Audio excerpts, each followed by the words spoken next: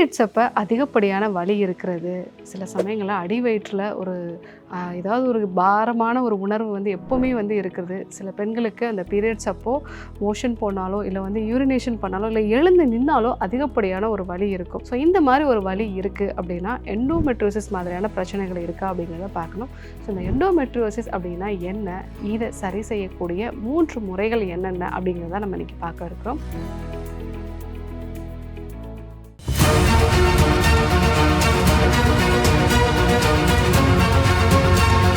Doctor Srivarma's அழகும் ஆரோக்கியமும். நேயர்கள் அனைவருக்கும் அன்பான வணக்கங்கள். நான் ஸ்ரீவர்மா மருத்துவமனையின் மகளிர் சிறப்பு மருத்துவர் ஜெயரூபா. இந்த நாள் இனிய நாளாக அமைய என்னுடைய மனமார்ந்த வாழ்த்துக்களும் பிரார்த்தனைகளும். எண்டோமெட்ரியோசிஸ் அப்படின்னா நம்மளுடைய கர்ப்பப்பை உள்பகுதியில் வந்து எண்டோமெட்ரியோ டிஷ்யூ வந்து இருக்கும். இது ஒவ்வொரு மாதமும் வந்து நமக்கு கருமுட்டை வளரும் பொழுது அதுவும் சேர்ந்து வந்து வளரும். ஸோ ஒருவேளை கரு உருவானது அப்படின்னா அந்த கருவை தாங்கக்கூடிய ஒரு படுக்கை மாதிரி இருக்கிறது தான் இந்த எண்டோமெட்ரியல் டிஷ்யூ. ஸோ கரு உருவாகலை அப்படின்னா அந்த கருமுட்டையோடு சேர்ந்து இந்த எண்டோமெட்ரியல் டிஷ்யூ முதிர்ந்து வெளியே வரக்கூடியதான் நம்ம மாதவிடாய் அப்படின்னு நம்ம சொல்கிறோம். ஸோ இந்த எண்டோமெட்ரியல் டிஷ்யூ அப்படிங்கிறது கர்ப்பப்பைக்கு உள்பகுதியில் மட்டும் இருந்துச்சு அப்படின்னா மாதவிடாய் காலகட்டத்தில் அது உதிரத்தோடு சேர்ந்து வெளியே வந்துடும். இந்த டிஷ்யூ வந்து நமக்கு சினைப்பையை சுற்றி இருக்கிறதோ இல்லை கருக்குழாய் பகுதிகளில் இருக்கிறதோ இல்லை நம்மளுடைய கர்ப்பப்பையோட நடுப்பகுதிகளில் வந்து இருக்கிறது, அதாவது தசைகள் இருக்கக்கூடிய பகுதிகளில் இல்லை நம்மளுடைய கர்ப்பப்பை சுற்றி இருக்கக்கூடிய பகுதிகளில் இருந்தது அப்படின்னா ஒவ்வொரு மாதமும் வந்து மாதவிடாய் வரக்கூடிய அந்த காலகட்டத்தில் ஸோ அந்த பகுதியில் இருக்கக்கூடிய எண்டோமெட்ரியல் டிஷ்யூமே வந்து உதிர ஆரம்பிக்கும். ஆனால் அது வந்து முறையாக வெளியேறதுக்கான ஒரு வாய்ப்புகள் இருக்காது. ஸோ ஒரு ப்ளீடிங் வந்து நம்மளுடைய அடிவயிற்று பகுதிகளிலே தேங்குது அப்படின்னா அங்கே நல்ல ஒரு வலி வந்து இருக்கும். சூடு மாதிரி பரவக்கூடிய ஒரு நிலை வந்து இருக்கும். இதனால் இடுப்பு வலி உண்டாகிறது. ஸோ நிறைய பெண்கள் வந்து சொல்லக்கூடிய விஷயம், அந்த மாதவிடாய் வர்றதுக்கு முன்னாடியே எனக்கு நல்ல இடுப்பு பகுதியிலையும் அடிவயிற்று பகுதிகளையும் வலி இருக்குது, அடிவயிற்று பகுதியில் கனமான ஒரு உணர்வு வந்து இருக்குது, எழுந்து நின்னா கூட வந்து எனக்கு வலி உண்டாகுது, மோஷன் போனால் யூரின் போனால் ஸோ இந்த மாதிரி சமயத்திலும் எனக்கு வலி வருது அப்படின்னு சொல்லுவாங்க. இது மட்டும் இல்லாமல் இந்த எண்டோமெட்ரியோசிஸ் பிரச்சனை இருக்கக்கூடிய நபர்களுக்கு ஸோ அடிக்கடி உள்ளுக்குள்ளே ப்ளீடிங் ஆகி அங்கே வந்து ஒரு இன்ஃப்ளமேஷன் வந்து உருவாகிறதுனால அடிவயிற்றில் எப்போவுமே ஒரு சூடான ஒரு உணர்வு வந்து இருக்கும். அதே மாதிரி உடல் உறவுக்கு பின்னாடும் அதிகப்படியான வலிகள் வந்து உண்டாகிறத பார்க்கலாம். சில பேருக்கு வந்து யூரின் போயிட்டு வந்தால் கூட எனக்கு வலி இருக்குது அப்படிங்கிறத வந்து சொல்லுவாங்க. ஸோ எப்போவுமே அடிவயிறு பகுதி வந்து கொஞ்சம் உப்புசமாக இருக்கிறது, கொஞ்சம் சாப்பிட்டாலும் வயிறு வந்து ரொம்ப உப்புசமாக இருக்கிறது, வயிற்றில் வந்து நிறைய வந்து கேஸ் ஃபார்மேஷன் வந்து இருக்கிறது, மலச்சிக்கல் சம்பந்தமான பிரச்சனைகள் இருக்கிறது.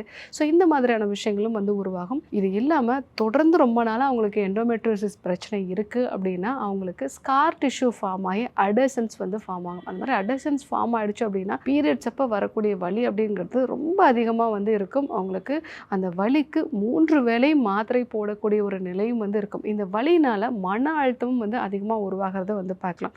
ஸோ அந்த அளவுக்கு பாதிப்புகளை கொடுக்கக்கூடியது இந்த எண்டோமெட்ரியோசிஸ். எதனால் இது உருவாகுது? இது ரொம்ப காமனாக வந்து பார்த்தீங்க அப்படின்னா நமக்கு டெலிவரிக்கு அப்புறமா இந்த பிரச்சனைகள் வர்றதுக்கான வாய்ப்புகள் வந்து இருக்குது. உடம்புல இன்ஃப்ளமேஷனை உருவாக்கக்கூடிய ஒரு நேச்சர் நமக்கு வந்து இருக்குது அப்படின்னாலும் இந்த பிரச்சனைகள் வந்து உருவாகலாம். இன்னொன்று, இது ஹார்மோன் சம்மந்தமான பிரச்சனைகளில் தான் நிறைய பெண்களுக்கு வரும். அதாவது ஈஸ்ட்ரோஜன் ஹார்மோன் அளவு வந்து அதிகமாகவும் உடலோட தன்மை வந்து இன்ஃப்ளமேஷனை உருவாக்கக்கூடிய ஒரு நிலையும் வந்து இருந்ததுன்னா அவங்களுக்கு இந்த எண்டோமெட்ரியோசிஸ் பிரச்சனை வந்து வரும். இல்லை பரம்பரையாக அம்மாவுக்கோ இல்லை அத்தைக்கோ பாட்டிக்கோ இருந்தது அப்படின்னா இந்த பிரச்சனைகள் வர்றதுக்கான வாய்ப்புகள் இருக்குது. ஸோ ஒரு சில மாத்திரைகள் எடுத்ததோட பக்க விளைவாகவும் கூட இந்த எண்டோமெட்ரியோசிஸ் பிரச்சனை வந்து வரலாம். ஸோ இந்த அளவுக்கு பாதிப்புகள் வந்து இருக்குது அப்படின்னா முதல்ல நம்ம உடம்புல தேவையில்லாத அந்த ஹார்மோன்ஸை, முக்கியமாக பார்த்திங்கன்னா அதிகப்படியாக இருக்கக்கூடிய ஈஸ்ட்ரோஜனையும் இன்ஃப்ளமேஷனை உருவாக்கக்கூடிய ஹார்மோன்ஸையும் வந்து நம்ம குறைக்கணும். ஸோ அதற்கு செல்களை வந்து புதுப்பிச்சு நம்ம உடம்புல இருக்கக்கூடிய கழிவுகளை ஒவ்வொரு செல்களில் இருந்துமே நம்ம உடம்புல இருந்து வெளியேற்றுறதுக்கு 7 நாள் எடுத்துக்கொள்ளக்கூடிய நெய் மருந்து சிகிச்சை வந்து எடுத்துக்கிறது நல்லது. அதே மாதிரி மாதவிடாய் காலகட்டத்தில் நம்ம கர்ப்பப்பைக்கு உள்ளே இருக்கக்கூடிய கழிவுகளை வெளியேற்றுவதற்கு ஸ்ரீகேர் தைலம் மாதிரியான மருந்துகளை நம்ம வந்து எடுத்துக்கிட்டோம் அப்படின்னா நம்மளோட உடலில் இருக்கக்கூடிய ஒவ்வொரு உறுப்புகளுமே வந்து கழிவு நீக்கமாகி புதுப்பிக்கப்படும். கர்ப்பப்பையுமே வந்து உங்களுக்கு கழிவு நீக்கமாகி புதுப்பிக்கப்படும். இந்த 2 விஷயத்தையும் நம்ம வந்து தொடர்ந்து ஒரு 3 மாதம் வந்து நம்ம ஃபாலோ பண்ணோம். அடுத்ததாக நம்ம ரெகுலராக அடிவயிற்று பகுதிக்கு ஒரு மசாஜ் மாதிரி, அதாவது விளக்கெண்ணெய் கேஸ்டர் ஆயில் வந்து எடுத்துகிட்டு ஸோ அதை லைட்டாக வந்து நம்ம ஹீட் பண்ணிவிட்டு அடிவயிற்று பகுதியில் ஒரு சின்ன மசாஜ் மாதிரி பண்ணிவிட்டு அதுக்கப்புறமா டர்க்கி டவலை நல்ல சூடான தண்ணியில் நனைச்சி பிழிஞ்சிட்டு அடிவயிற்று பகுதியில் ஒரு அரை மணி நேரம் வந்து கட்டி வச்சுக்கலாம். இது வந்து அடிவயிற்று பகுதியில் இருக்கக்கூடிய அதிகப்படியான ஹீட்டை குறைக்கும். அந்த ஹீட்டு தான் உங்களுக்கு இன்ஃப்ளமேஷன் உருவாகிறதுக்கு முக்கியமான காரணமாக இருக்கும். ஸோ இதை வந்து நம்ம ரெகுலராக இல்லை வாரத்தில் ஒரு 4லேருந்து 5 நாட்களாவது நம்ம இதை ஃபாலோ பண்ணணும். ஸோ அடுத்தது மஞ்சள் வந்து நம்ம பயன்படுத்தணும். இந்த எண்டோமெட்ரியோசிஸ்க்கு மிக அற்புதமான ஒரு மருந்து அப்படிங்கிறது மஞ்சள். ஸோ மஞ்சள் நம்ம அன்றாடம் உணவில் சேர்த்துக்கிறோமே டாக்டர், ஆனாலும் எனக்கு இந்த பிரச்சனை சரியாகலைன்னு நிறைய பேர் வந்து கேட்பீங்க. ஸோ இந்த மஞ்சளை முறையாக எடுத்துக்கிட்டோம் அப்படின்னா அதில் இருக்கக்கூடிய கர்குமின் அப்படிங்கிறது இன்ஃப்ளமேஷனை வந்து குறைக்கும், ஹார்மோன்ஸை பேலன்ஸ்டாக வச்சுருக்கும், வலியை குறைக்கக்கூடிய வலி நிவாரணி மருந்தாகவும் வந்து செயல்படும். ஸோ நீங்கள் மஞ்சள் வந்து ஒரு 100 கிராம் எடுத்துக்கிறீங்கன்னா 10 கிராம் அளவுக்கு கருப்பு மிளகு வந்து நீங்கள் எடுத்துக்கோங்க. ஸோ இது ரெண்டையும் வந்து பொடி பண்ணிவிட்டு அது கூட ஒரு 50 ml செக்கில் ஆட்டின தேங்காய் எண்ணெயோ இல்லைன்னா வந்து நெய், இதை வந்து லைட்டாக உருக்கிட்டு இந்த பவுடர் எல்லாத்தையும் அதில் போட்டு மிக்ஸ் பண்ணிவிட்டு ஒரு இலந்த கொட்டை சைஸ்க்கு நம்ம வந்து உருட்டி மாத்திரைகளாக வச்சுக்கணும். இதை ரெகுலராக காலை வேளைகளில் நீங்கள் சமையல் செய்யும்போது அரிசி கொதிக்கக்கூடிய அந்த தண்ணியில் இல்லைன்னா நீராகாரத்தில் இல்லை வெதுவெதுப்பான வெந்நீரோட இல்லை பாலோட சேர்த்து மிக்ஸ் பண்ணி ரெகுலராக நீங்கள் வந்து ஒரு டேப்லெட் மாதிரி எடுத்துக்கணும். ஸோ அந்த மாதிரி எடுத்துக்கும் போது இந்த எண்டோமெட்ரியோசிஸில் உண்டாகக்கூடிய இன்ஃப்ளமேஷன், வலி இது எல்லாமே வந்து குறைய ஆரம்பிக்கும்.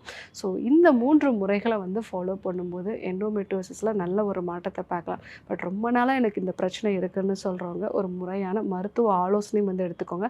ஏன்னா நிறைய பெண்களுக்கு இந்த எண்டோமெட்ரியோசிஸ்னால, சாக்லேட் சிஸ்ட்னால, அடினோமயோசிஸ்னால குழந்தை பேர் தள்ளி போகிறத வந்து நம்ம பார்க்குறோம். ஸோ அந்த மாதிரி நிலைகளில் முறையான ஒரு மருத்துவ ஆலோசனையும் சிகிச்சை முறைகளும் தேவை. ஸோ எண்டோமெட்ரியோசிஸ்னால எனக்கு வலி மட்டும் அதிகமாக இருக்குது டாக்டர், ரொம்பவே வந்து பாதிப்பை கொடுக்குதுன்னு சொல்கிறாங்க. நான் சொல்லக்கூடிய இந்த டீடாக்சிஃபிகேஷன் முதல்ல 7 நாள் எடுத்துக்கொள்ளக்கூடிய நெய் மருந்து சிகிச்சை, மாதவிடாய் காலங்கத்தில் நம்ம கர்ப்பப்பையை க்ளீன் பண்ணக்கூடிய ஸ்ட்ரீகேட் தைலம் வந்து டீடாக்சிஃபிகேஷன், இது கர்ப்பப்பையை டீடாக்ஸ் பண்ணக்கூடியது. ஸோ அடுத்ததாக வந்து அடிவயிற்று பகுதியில் நீங்கள் ஒரு விளக்கெண்ணெய் சேர்த்து வந்து ஒரு மசாஜ் மாதிரி பண்ணிவிட்டு டர்க்கி டவலை வந்து அங்கே கட்டி வைக்கிறது. ஸோ இது கூட மஞ்சள், மிளகு, தேங்காய் எண்ணெயோ இல்லை நெய் சேர்ந்த ஒரு மருந்துகளை வந்து எடுத்துக்கிறது. இந்த மாதிரி நீங்கள் ரெகுலராக ஒரு 3லேருந்து 6 மாதம் ஃபாலோ பண்ணிங்க அப்படின்னா வலிகளில் நல்ல ஒரு மாற்றத்தை வந்து நீங்கள் பார்க்கலாம். அது மட்டும் இல்லாமல் அந்த அடிவயிற்று பகுதி எப்போவுமே உப்புசமாக வந்து இருக்கிறது, ஸோ பீரியட்ஸ் அப்படின்னாலே எனக்கு ஒரு பயமாக இருக்கும் டாக்டர், இந்த மாதிரி இருக்கிற விஷயங்கள் எல்லாமே நல்லா வந்து ஒரு மாற்றத்தை வந்து பார்க்கலாம். உணவில் நிறைய எண்ணெயில் பொரிச்ச உணவுகளையும் சிக்கன் மாதிரியான உணவுகளையும் தவிர்த்துறது நல்லது. ஏன்னா இதெல்லாம் இன்ஃப்ளமேஷனை அதிகப்படுத்துறது. ஸோ இந்த விஷயங்களெல்லாம் நீங்கள் தவிர்த்துட்டு ஹார்மோனல் டயட் சார்ட்டை ஃபாலோ பண்ணுங்கள். நான் சொன்ன இந்த டீடாக்சிஃபிகேஷன் மெத்தட்ஸையும் ஃபாலோ பண்ணிங்க அப்படின்னா எண்டோமெட்ரியோசிஸில் நல்ல ஒரு மாற்றத்தை பார்க்கலாம். ஸோ இன்றைக்கி எண்டோமெட்ரியோசிஸ் அப்படிங்கிறது எதனால் உருவாகுது, இதை சரி செய்கிறதுக்கான 3 முக்கியமான வழிமுறைகளை வந்து நம்ம பார்த்தோம். கண்டிப்பாக ஃபாலோ பண்ணி பாருங்கள். இல்லை யாருக்கெல்லாம் இது தேவைப்படுமோ அவங்களுக்கும் வந்து சொல்லுங்கள். இதே போன்று ஒரு நல்ல தகவலோடு உங்களை சந்திக்கிறேன். நன்றி, வணக்கம். ஆயுர்வேதம் ஒரு பொக்கிஷம், நம் ஆயுள் நீட்டக்கும் அற்புதம். டாக்டர் ஸ்ரீவர்மாஸ் அறுவை சிகிச்சையில் குணம், இது ஆயுட்கால நிவாரணம். டாக்டர் ஸ்ரீவர்மாஸ் அனைத்து நோய்களுக்குமான குணம், அழகு தரும் மூலிகைகள், ஆரோக்கியம் தரும் மருத்துவர்கள். டாக்டர் ஸ்ரீவர்மாஸ், அழகும் ஆரோக்கியமும். ஸ்ரீ வர்மா ஆயுர்வேதா மருத்துவமனையின் வெல்னஸ் குருஜி அவர்களை ஆகஸ்ட் மாதம் 2ஆம் வாரம் 4ஆம் தேதி திங்கட்கிழமை மதியம் 12 மணி முதல் இரவு 7 மணி வரை கோடம்பாக்கத்திலும், 6ஆம் தேதி புதன்கிழமை காலை 7 மணி முதல் மதியம் 1 மணி வரை கோடம்பாக்கத்திலும், 7ஆம் தேதி வியாழக்கிழமை காலை 7 மணி முதல் மாலை 5 மணி வரை பெங்களூர் அல்சூர் கிளையிலும், 8ஆம் தேதி வெள்ளிக்கிழமை காலை 7 மணி முதல் மாலை 4 மணி வரை ஓசூரிலும், 9ஆம் தேதி சனிக்கிழமை காலை 7 மணி முதல் மாலை 4 மணி வரை வேலூரிலும் சந்தித்து மருத்துவ ஆலோசனை மற்றும் ஆசி பெற தொடர்பு கொள்ள வேண்டிய தொலைபேசி எண்கள் 9942444111, 9500946634. ஆச்சார்யா டாக்டர் ஸ்ரீ வர்மா அவர்களிடமும் வெல்னஸ் குருஜி அவர்களிடமும் நேரடியாக பயிற்சியும் ஆசியும் பெற்ற doctor Hemala Tiruvallur, doctor Aneesh Fathima Ambattur, doctor Surya Kodambakkam, doctor Jayarupa Manapakkam, doctor Megala Velachery. Doctor Jayakanthan, Pondicherry. Doctor Rizwana, Tiruvannamalai. Doctor Saraswathi, Salem. Doctor Mary Kalsa, Trichy. Doctor Abinasha, Thanjavur. Doctor Abina Mubisha, Madurai. Doctor Jebashin, Nagercoil. Doctor Malathi, Coimbatore. Doctor Krithika, Hosur. Doctor Guna Apsara, Bangalore. Doctor Navaneeth, Hyderabad. Doctor Siddhanath, Mumbai. பட்டப்படிப்பு மற்றும் பட்ட மேற்படிப்பு முடித்த மருத்துவர்களை சந்தித்து சிகிச்சை பெறலாம்.